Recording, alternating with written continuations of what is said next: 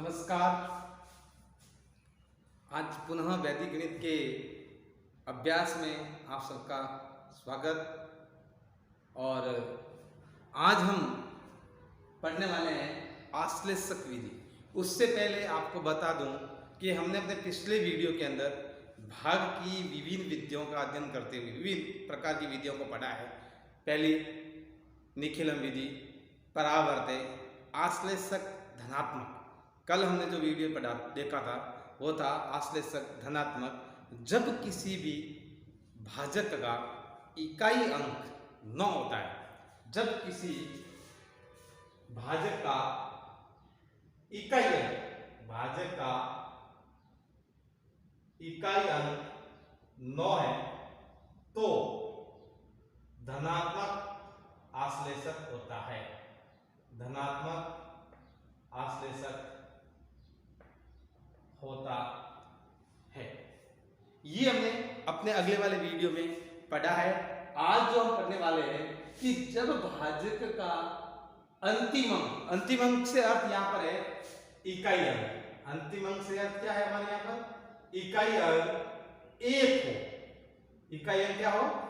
1 हो, तब हमारा जो आश्लेषक है वो ऋणात्मक होगा।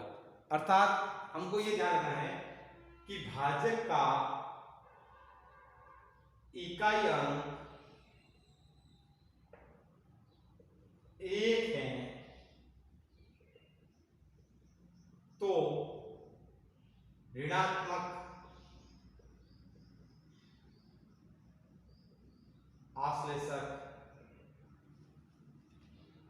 होता है।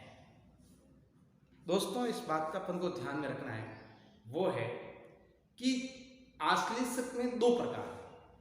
जब हमारे इकाई का अंक 9 हो और जब हमारे इकाई का अंक 1 हो। जब हमारे इकाई का अंक 1 है तो जब आश्लेषक विधि से भाग करेंगे तो अपन को जो हमारा भागफल आता है वह नए भाज्य में जुड़ना है। जो हमारा भागफल आता है वो नए भाज्य में जोड़ना है। और जब हमारा ऋणात्मक आश्लेषक आता है तो घटाना है। किसको घटाना है? नए भाज्य में से जो हमारा भागफल आता है उसको घटाना है। एक प्रश्न करके देखते हैं अपन। 13,464 में भाग देना है 51 का। 13,464 में भाग देना है 51 का। तो सर्वप्रथम हम यहाँ कहेंगे हमारा भाजक जो है वो कितना है? 51। भाजक कितना है? 51। अब इस 51 में से हम 1 माइनस कर देंगे तो हमारे पीछे कितने रह जाएंगे? 50। शून्य को निरस्त करना है। जो हमारा ये 5 आया वो कहलाएगा ऋणात्मक आश्लेषक। ऋणात्मक आश्लेषक बराबर 5। कई लोग कहते हैं कि गणित पे बहुत सारी शॉर्ट ट्रिक्स है। शॉर्ट ट्रिक्स कैसे की जाती है वो ये है, एक बार पूरी तरह से समझ लीजिए, बार बार अभ्यास करते रहिए तो यह शॉर्ट ट्रिक्स अपने आप ही बन जाएगी। अब हम बनाते हैं 3 खंड। मैंने आपको बताया है कि शॉर्ट ट्रिक्स में किसी भी संख्या का अगर भाग करना है तो अपन को 3 खंड बनाने हैं। पहले खंड में हमारा जो आश्लेषक है वो हम लिख देते हैं। आश्लेषक हमारा है 5। अंतिम खंड में भाज्य का इकाई अंक लिख देंगे। अंतिम अंक में भाज्य का इकाई अंक लिख दिया। शेष अंकों को हम दूरी दूरी पर लिख देते हैं। अब हमें क्या करना है? 5 का भाग 1 में देना है। संकेत लिख रहा हूं साथ साथ में, ध्यान कीजिएगा। केवल एक बार लिखना है, बार बार इसको लिखने की आवश्यकता नहीं है।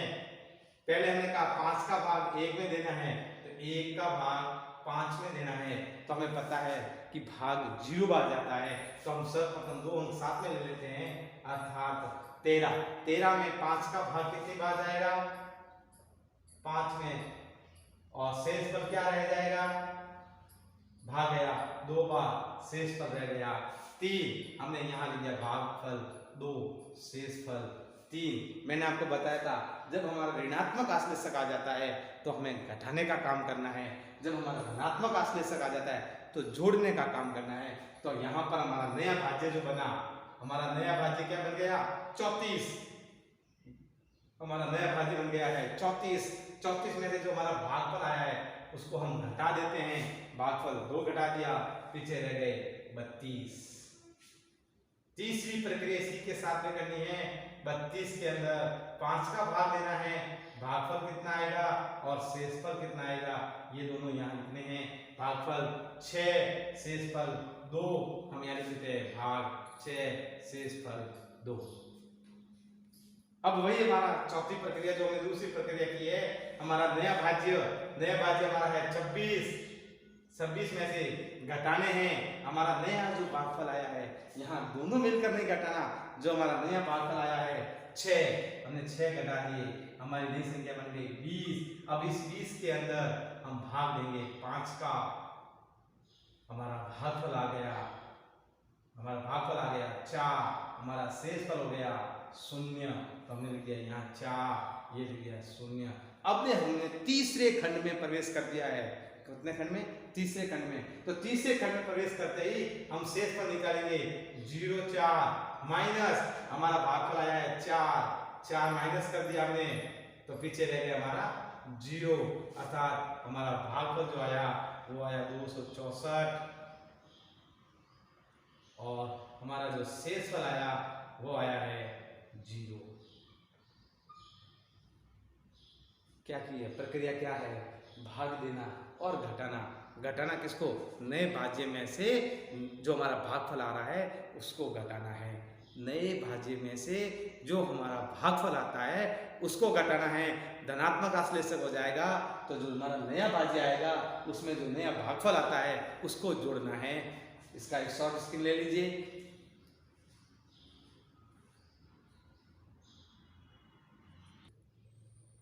दूसरा उदाहरण है 4,37,58,972 में हमको 81 का भाग देना है। हमको यही देखना है हमारा जो भाजक है वो क्या है? 81 है और 81 का अंतिम अंक क्या है? 1 है। तो हमको पता चल गया कि हमारा भाजक हमारा है 81 में से हमने 1 घटाया, पीछे रह गए 80, अर्थात हमारा हो गया ऋणात्मक आश्लेषक। ये बात हमारे ध्यान में आते ही अपन को ये ध्यान में करना है कि हमको घटाने का कार्य करना है। हमको किसका कार्य करना है? घटाने का। 3 खंड बना दीजिए। भाजक का इकाई अंक यहाँ लिख देते हैं और हम आश्लेषक आगे लिख देते हैं। शेष अंक को हम दूरी पर बीच में लिख देते हैं। अब हम कोई संकेत नहीं लेंगे और तुरंत इस सवाल को किस प्रकार करते हैं?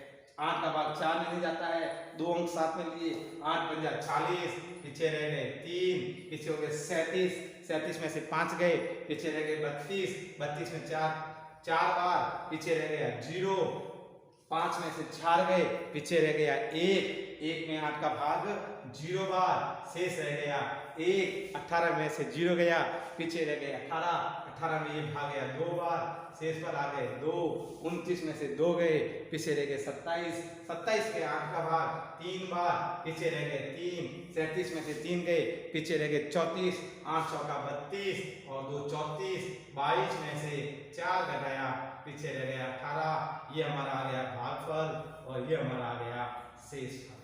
देखिए कितना जल्दी आ गया, हमको इतना समय भी नहीं लगा। जितना समय में प्रश्न उतारने में लगा उतना समय हमको उत्तर निकालने में लगा। अब देखिए आप तीसरा उदाहरण अपन और करते हैं।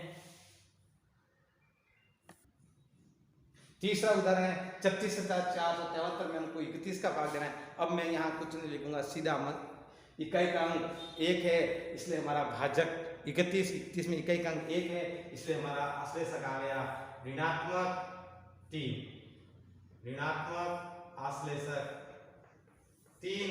अब हम सीधा भाग लेना शुरू कर देंगे।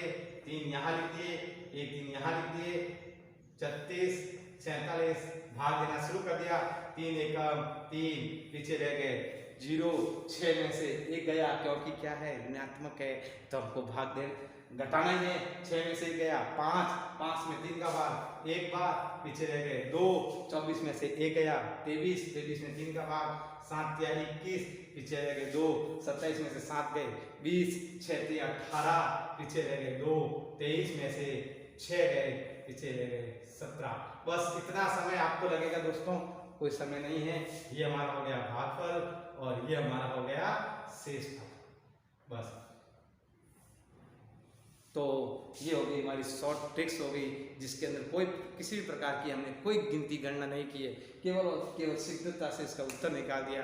आप प्रयास जरूर करें, अनेकों सवाल अपने मर्जी से बनाएं और उसको करने की कोशिश करें, तो आप 100% इसमें अच्छे तरीके से भाग आप कर सकेंगे। अगला जो मैं वीडियो लाने वाला हूँ वो है इसी से ही रिलेटिव है कि हम जब किसी भी संख्या का इकाई अंक कुछ भी हो, कैसा भी हो, तो हम उसको कैसे कर सकते हैं, वो वीडियो में आगे लाने वाला हूँ। वो है ध्रुवांक विधि, जिसके अंदर कोई शर्त नहीं है, किसी भी प्रकार का कैसा भी हम भाग उसके अंदर कर सकते हैं। धन्यवाद।